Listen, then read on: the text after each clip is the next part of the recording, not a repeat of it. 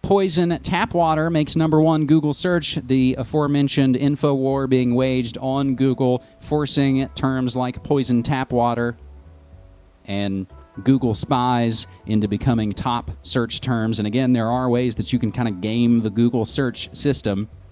And again, that's what the alternative media is about, forcing these issues out into the public. Case against Coca-Cola's vitamin water. That's right, Coke owns vitamin water to proceed. Again, more from foodsafetynews.com. And we'll close out this Binge and Purge with a little bit of audio satire. It's the Onion Radio News. Gatorade pledges $200 million in thirst aid to underquenched nations. This is Doyle Redland reporting.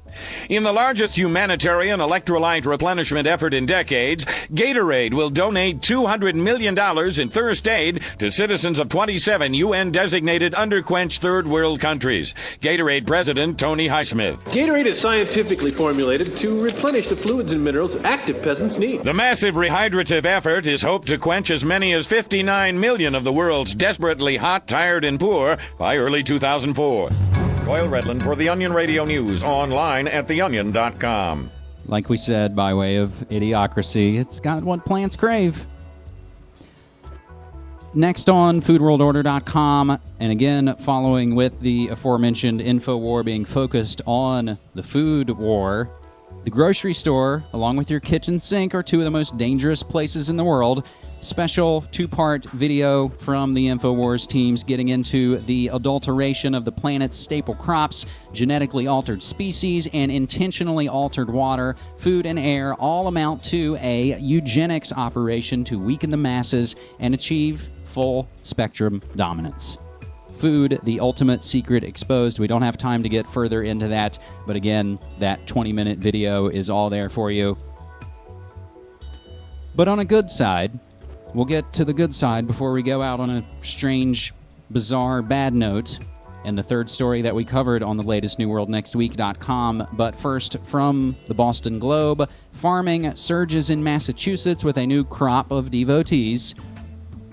After decades of decline, farming resurging across the state of Massachusetts. New farmers, graduates fresh out of college, immigrants with farming backgrounds, former professionals starting second careers.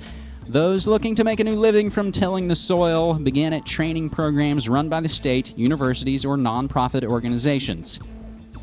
In Massachusetts, where farmland is scarce, most lease their acreage from the state, private owners, nonprofits, or farmers with more space than they can cultivate.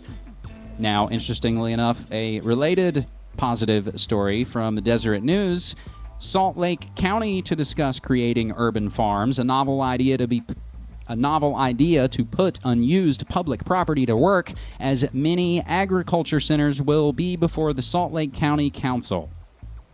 Maybe they'll take over a golf course. And we've openly speculated, as we talk about dead malls and things, that perhaps we're going to see more of that. Squatting, maybe even aggressive squatting, if you will. But our final story brings us back again to Oklahoma, which for some reason has popped up repeatedly during this episode 181. From News 9 out of Oklahoma, news9.com. Believe it or not, the EPA is going to crack down on farm dust. A dust-up over possible dust regulation. Our two U.S. senators are rushing to stop an EPA proposal that could impact farmers in our state and across the country. News 9's Jacqueline Sitt has the details. Anyone who lives in Oklahoma knows a farmer faces all kinds of elements to feed the rest of the country. But now the EPA could make it harder by regulating dust. We work a lot of our fields. Curtis Roberts is a fourth-generation farmer and checks on his soybean to alfalfa harvest every day. I thought we were through with them for the year, but them little suckers just hung on. The webworms and the critters in the crops are all part of the daily grind. That's what we thought we'd have a lot of trouble with this year, was these big old grasshoppers. And now the earth under his feet could pack onto the list of problems. Roberts heard the EPA could be cracking down on dust in rural farms, and farmers like him could face a fine. Anytime we work ground, we're going to have dust, and I don't know how they would regulate it. Lawmakers, including Senators Jim Inhofe and Tom Coburn, sent a letter to the EPA stating the government's plan to control dust would be burdensome for farmers. Quote, whether it's livestock kicking up dust, soybeans being combined on a dry day in the fall, or driving a car down the gravel road, dust is a naturally occurring event, end quote. In a statement, Inhofe tells us Oklahoma farmers are being targeted by the EPA's proposed regulations, scheduled to be finalized next year. Quote, these regulations defy common sense, and they will impose higher costs for farmers' operations. This is typical of the Obama EPA, which time and again shows its contempt for rural America. We as an organization do not feel that dust is a pollutant. Oklahoma Farm Bureau President Mike Spradling says the rules could be detrimental to farmers across the Sooner State. Matter of fact, it'd almost be impossible for us to comply with what's being addressed now from the EPA. Again, you know, as agriculture, so we're doing everything we possibly can. You're going to have some common sense. We don't like dust any more than anybody, but it's something we've got to live with. Over 20 senators have signed this letter voicing their concerns about the possible regulations and have asked the EPA to reconsider their decision. Farm dust, the latest terror that's going to get us all. That and this last sad related update by way of the Associated Press. After 378 years, a New Hampshire family farm goes up for sale.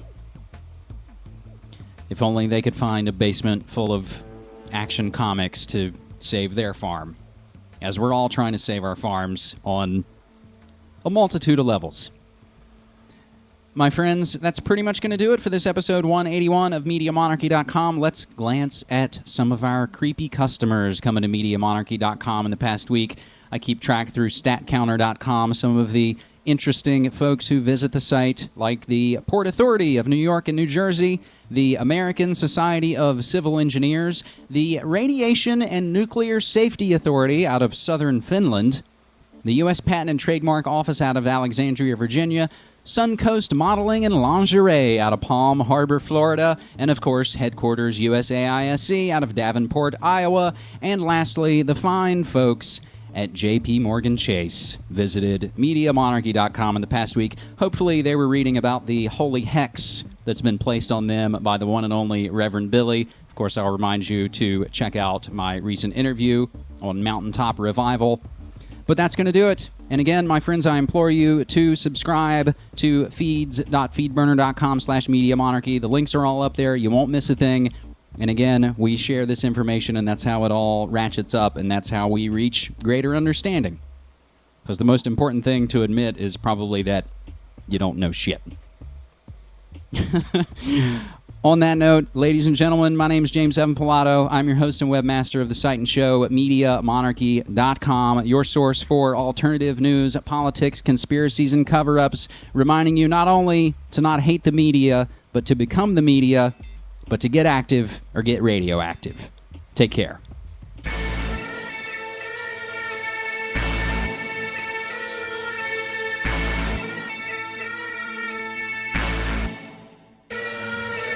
MediaMonarchy.com is your source for alternative news, politics, conspiracies and cover-ups.